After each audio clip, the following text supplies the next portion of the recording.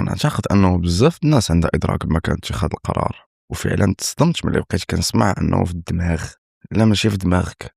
علاش؟ سهله، حيت اغلب القرارات اللي كتندم عليها ما خديتيهاش انت، خداتها الظروف. اغلبيه الساحقه عندهم فكره ان القرار كيتولد من الفكره، كنفكر ثم كنختار وكنتحمل النتيجه في الاخير. ولكن الواقع بعيد بزاف على هذا التصور. القرار كيتولد من البلاصه فين كنتي واقف، من شنو كان داير بيك، ماشي شنو كنتي عارف ولا كان كيدور في بالك. ناخذ مثال بسيط ما عمرنا هضرنا عليه.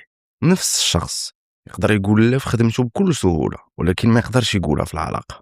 واش عنده انفصام في الشخصيه؟ لا، ولكن عنده جوج بيئات مختلفين. في الخدمه دقيق في التوقيت، الدور ديالو واضح، الحدود مفروضه، طبيعي القرار غيطلع ثابت. اما في العلاقه عندنا قرب عاطفي، خوف من التخلي، ما كاين حتى اطار قوي. كنهضروا على نفس الدماغ، نفس الوعي، ولكن السياق مختلف كيعطيك مباشره قرار مختلف. وهنا الخطا اللي كيديروا اغلب الناس، كيبقاو يخدموا على راسهم وكيخليو نفس البيئه، كيبغيو يبدلوا القرار وكيرجع لنفس المكان في نفس التوقيت مع نفس الاشخاص، ومن بعد كيتفاجئ. علاش رجعت طحت؟ راك ماشي رجعتي طحتي، غير السيناريو رجع يخدم.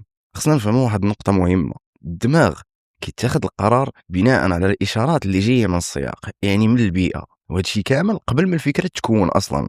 يعني العقل غير كيرجع يكتب القصه من بعد. السؤال الحقيقي ماشي علاش درت هذا القرار، السؤال فين كنت، شكون كان داير بيك، شكون كان حاضر معك. طبيعه الحال غنخلي لك الجواب، حيت هذا السؤال كيهمك انت ماشي انا. ومن هنا غادي نمشيو لحاجه اخرى. مبقيناش غادي نهضروا على شنو كتحس، شنو كيجرحك، غادي نهضروا على كيفاش تعاود تبني السياق باش القرار يتبدل بوحدو. حيت الا ما بدلتيش البيئه ما غاديش يتبدل القرار. همسات ما باغيكش غير تصلح راسك من الداخل، كتعلمك فين تحط راسك باش ما يجركش لنفس الطريق تاني. والسلام عليكم.